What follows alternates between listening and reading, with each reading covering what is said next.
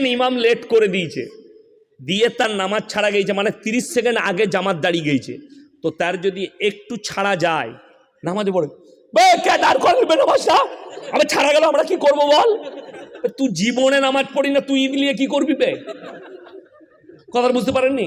ও জীবনে নামাজ পড়ে না, ঈদের নামাজ নিয়ে তুই কি করবি?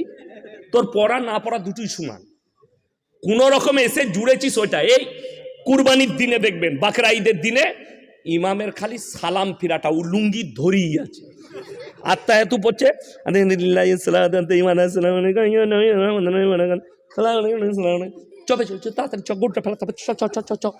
ওইখান থেকে লুঙ্গি গুটুতে গুটুতে আরাম করে আসছে, দোয়া নাই, কিচ্ছু নাই, দরুদ নাই। হ্যাঁ, এর নামাজটা কত ভালো হবে বলুন? এরা কি করবে আমাদের দেশে? সেই দিনে দেখলাম আমার গ্রামে আমার আব্বাজি রেগে গিয়েছিলেন, নামাজ পড়ে বেরিয়েছি, জোহরের পরে জানাজার নামাজ, বেরিয়ে দেখছি 3 কাতার আউলিয়া দাঁড়িয়ে আছে, তারা ফরজ নামাজ পড়ে নাই। তার মানে নামাজিরা পেছনে আর বেনামাজিরা আগে।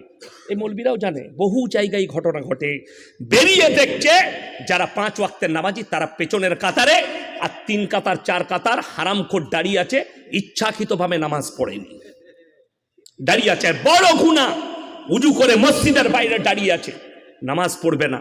শুনেলেন, চায়ের দোকানে অনেক লোক ফুটানি করে, নামাজ না পড়তে পারি, গ্রামে আমি ভালো লোক বলে না, এরকম মাল নাই? শুনেলেন, ইচ্ছাকৃতভাবে যারা নামাজ কাজা করে এবং তারা বলে নামাজ রোজা না করতে পারি আমরাই ভালো লোক, তারা কান খুলে শুনে নাও, কিয়ামতের দিনে দুটো রাস্তা, একটাই জান্নাতীরা প্রবেশ করবে, একটাই জাহান্নামীরা। আল্লাহ তাআলা কোরআনে বললেন, জান্নাতি যারা হবে তারা জাহান্নামী দিওকে দাঁড় করাবে, কি বলে? ফি জান্নাতি ইয়াতাসাআলুনা আনিল মুজরিমিনা মা সালাকাকুম ফি সাকার। তোমরা কেন জাহান্নামে যাচ্ছ? তোমরা বলতে আমরা ভালো লোক, আমরা ভদ্রলোক, নামাজ না পড়তে পারি, রোজা না রাখতে পারি, আজকে কেন তোমরা জাহান্নামে যাচ্ছ? তারা 1 নম্বর উত্তর দেবে, ক্বালু লাম নাকু মিনাল মুসাল্লিন, আমরা নামাজি মুসল্লিদের মধ্যে ছিলাম না, ওয়ালাম নাকু নুতিমুল মিসকিন, আর আমরা মিসকিনকে খানা খাওয়াইতাম না। এই মিসকিন আর ফকিরের পার্থক্য আমাদের সমাজের লোক জানে না, আলেমরা ছাড়া। কেন? আপনি জানতে চাননি? কোনোদিন জিজ্ঞেস করেছেন এই মৌলবিদিকে, মৌলি সাহেব একটু বলে দেন তো হুজুর, ফকির আর মিসকিনের মধ্যে পার্থক্য? ফকির মানে যার কাছে কিছু আছে। এই বোম্বেতে গত বছরে ধরা পড়েল, ওই হাজি আলীর রাস্তায় ভিক্ষা করে, কিন্তু পুলিশ যখন যাঁচ করলো তার বাড়ি থেকে 5 কোটি টাকা বেরিয়েছে, ভিক্ষা করে জমা করেছে 5 কোটি। তার মানে ফকিরের কিছু আছে। আর মিসকিন মানে নিঃস্ব, কিচ্ছু নাই, এলেম বাজারে হাঁটে শুয়ে থাকে, তার কিচ্ছু নাই, লোকে পয়সা দিলে তার দিনে খাবারটা জুটে, এর নাম মিসকিন। আল্লাহ তাআলা বললে তারা মিসকিনকে খানা খাওয়াইতে উৎসাহিত করে না। আপনি রাস্তায় যাচ্ছেন ইলেম বাজারে, কোনো মিসকিন আছে, বাচ্চা ছেলে, তার কেউ নাই, সে নিজেই জানে তার বাপ মা কে, সে আপনার কাছে হাত পেতেছে, দাদা কিছু দাও, ভোগ লেগেছে, তার মাথায় হাত বুলিয়ে দোকানে নিয়ে গিয়ে পেট ভরে খাইয়ে দেন। মিসকিনকে খাওয়ানো হবে, তারা বলবে আমরা মিসকিনকে খানা খাওয়াইতাম না, তাই আল্লাহ আমাদেরকে জাহান্নামে পাঠিয়েছে। ওয়া কুন্না নাখুদু মাআল কাঈদিন, এটা সবথেকে প্যাথেটিক এবং মারাত্মক। তারা বলবে অঙ্গীকার করে, আল্লাহ আমরা সেই দিনে, হে জান্নাতি ভাইয়েরা, আমরা দাড়ি টুপি নামাজি মুসল্লিদের মজাক উড়াতাম, আল্লাহ তাই জাহান্নামে পাঠিয়েছে। আপনি নামাজ পড়তে পারেন না, আল্লাহর কাছে কাঁদবেন, আল্লাহ নামাজই করো, কিন্তু দাড়ি টুপিওয়ালাদের মজাক কেউ উড়াবেন না। জোরে বলুন ইনশাআল্লাহ। যারা বেনামাজি তারা নিয়ত করলেন নামাজ পড়ব। আমাদের মায়েদের সমস্যা কি? জীবনে কোরআন পড়ে না, খালি রোজার মাসে পড়বে।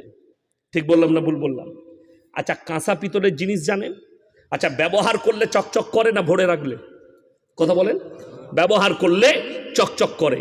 কোরআন এমন এক মুকাদ্দাস কিতাব, এই আলেমদিকে জিজ্ঞেস করুন, কোরআন যে যত বেশি পড়বে আস্তে আস্তে আল্লাহ তার দিলেতে গেঁথে দিবে। আমাদের সমাজের লোক, কিছু শিক্ষিত লোক মনে করে উম্মি মানে নবীজি মূর্খ। নাউজুবিল্লাহ, উম্মি মানে মূর্খ নয়। আল্লাহর হাবিব সাল্লাল্লাহু আলাইহি সাল্লাম দুনিয়াতে কারো কাছে শিক্ষা গ্রহণ করেননি। শিক্ষিতরা শুনে যান, এই ইতিহাস না জানলে নবীজিকে চিনতে পারবেন না। আজকে ইয়াসিন আমি বক্তব্য দিতে এসেছি, এখানে যদি আমার কোনো শিক্ষক থাকে, সে কি বলবে ইয়াসিন আমার ছাত্র, বলবে না? বলবে না? কথা বলে না? এই যে আলেমরা বসে আছে, ইনাদের কেউ না কেউ উস্তাদ আছে, আছে না নাই? তিনি যদি আসেন, উবাইদুল্লাহ ভাইকেও ডরাতে হবে, আব্দুল হাফিজ ভাইকেও ডরাতে হবে, আমাকেও ডরাতে হবে। তিনি আমাদের উস্তাদ, শিক্ষক। আমি একবার বর্ধমান টাউন থেকে গাড়ি শোরুমে বাসে বাড়ি আসছি, সুপার বাসে। তো আমি যেমনি চেপেছি, আমার স্কুলের একজন শিক্ষক রবি বাবু নাম, অঙ্ক নিতেন 5 6-এ। তো তিনি দাঁড়িয়ে আছেন, আমি সিটে বসে আছি। আমি তিনাকে দেখে দাঁড়িয়ে গেলাম, স্যার আপনি বসুন। আমাকে বললে, আরে ইয়াসিন বাবু, আপনি ধর্মগুরু এত বড়, আপনি দাঁড়াবেন আর আমি বসবো? হবে না। আমি হাতটা ধরে স্যারকে বসালাম। কেন? তিনি আমার শিক্ষক, একটা অঙ্ক শিখিয়েছেন, তিনি আমার শিক্ষাগুরু। আমি তিনাকে বস করালাম। আমি তার কাছে ছোট, তার কাছে ছোট আমি। আল্লাহ নবীকে যদি কেউ শিক্ষা দিত দুনিয়াতে, সেই ব্যক্তি দাবি করত মুহাম্মদ আমার ছাত্র, আমার রাসূলকে ছোট করা হতো।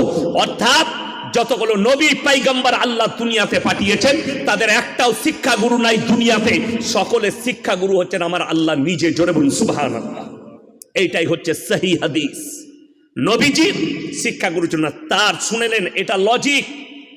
আল্লাহ নবী সাল্লাল্লাহু আলাইহি আলেমরা জানে, আপনারা অনেকে জানেন, নবীজি জানাজার নামাজের ইমামতি কেউ করেছিলেন? কথা বলে না? কেউ ইমামতি করেননি। আলেম দিকে জিজ্ঞেস করুন। এর পেছনেও লজিক আছে।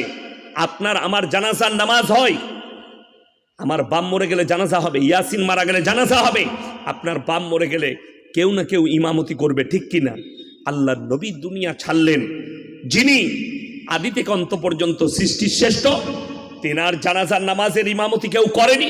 নবীজি সাল্লাল্লাহু আলাইহি সাল্লাম দুনিয়া ছাড়ার পূর্বে সাহাবীদিকে বললেন, আমার জানাজার নামাজের ইমামতি কেউ করবে না, তোমরা একা একা নিয়ত বেঁধে আমার জানাজা পড়বে। কেউ যদি জানাজার নামাজের ইমামতি করতেন, সেই সাহাবীর গুরুত্ব বেড়ে যেত। সে বলতো, নবীর জানাজা আমি পড়িয়েছি, আমার রাসূলকে ছোট করা হতো, তাই আমার রাসূলকে সব সময় আমি ওপরে রেখেছি, নিচেই লয়। জোরে বলুন সুবহানাল্লাহ। এই হারামের আওলাদ আমাদের সাথে বসবে, ও মাইকে চিল্লাচ্ছে, মিডিয়ার সামনে চিল্লাচ্ছে। তো একবার আমাদের সাথে বসে দেখ, মৌলবীদের সাথে বস, আমার সাথে বসতে হবে না। খালি বীরভূম ডিস্ট্রিক্টে যে কোনো মৌলবীর সাথে বস। নাস্তিক বলছে মুহাম্মদ, এই হাদিসগুলো মুহাম্মদের বাণী নয়, মুহাম্মদ লেখেনি, মুহাম্মদ বলেনি, এইগুলো হচ্ছে তার চেলা চম্পটরা বলেছে। নাউজবিল্লাহ। সাহাবীদিকে বলছে চেলা চম্পট। কত বড় মূর্খ, কত বড় জানোয়ারের আওলাদ। আমি বলেছি ওই জন্যই পশ্চিম বাংলার মানুষ তোমাদের মুখে পিশাব করেছে। পৃথিবীর ইতিহাস শুনেলেন, যতগুলো দেশে কমিউনিস্ট ছিল, একবার যেখানে মুছে গেছে, ওদের নাম নিশানা মিটে গেছে। সিপিএম এর যারা লিডার আছে পশ্চিম বাংলায় বসে আছো, তাদেরকে অনুরোধ করছি, আগামীতে তোমাদের মুখে পিশাব লয়, লোকে পায়খানা করবে, আর মুখটাকে বন্ধ করো। তন্ময় ভট্টাচার্যকে সাবধান করছি, তোমার জবানটা টেনে ছিঁড়ে দেবো যদি সামনে পাই। তুমি মনে করো না নবীর বিরুদ্ধে বলবে, আর এরা মনে হয় চুপচাপ বসে আছে, কেউ তো কিছু বলছে না। সব সময় একটা কথা ভাববেন, যখন কোনো জঙ্গলে যাবেন, যদি জঙ্গল স্তব্ধ হয়ে যায়, একদম ঠান্ডা হয়ে যায়, কোনো আওয়াজ না থাকে, আপনাকে ভাবতে হবে, আপনাকে পেঁচুতে হবে, যে কোনো নির্বাচন আছে, তাই 70 রেজিনগর আন্ডারে এপারে 5টা অঞ্চল, ওপারে 6টা অঞ্চল, সবাইকে নিয়ে, কর্মীদের নিয়ে আলোচনা করলাম, যাতে আগামী দিনে উপনির্বাচনে জেনারেল ইলেকশনে যে ভোট পেয়েছি তার থেকে যাতে বেশি ভোট পাওয়া যায়। আমাদের পার্টির প্রার্থী আমার ছেলে গোলাম নবী আজাদ রবিন ভাই, সেটাই মানুষকে, আমাদের সহকর্মীকে, আমাদের পার্টির কর্মীদের বোঝানোর জন্য।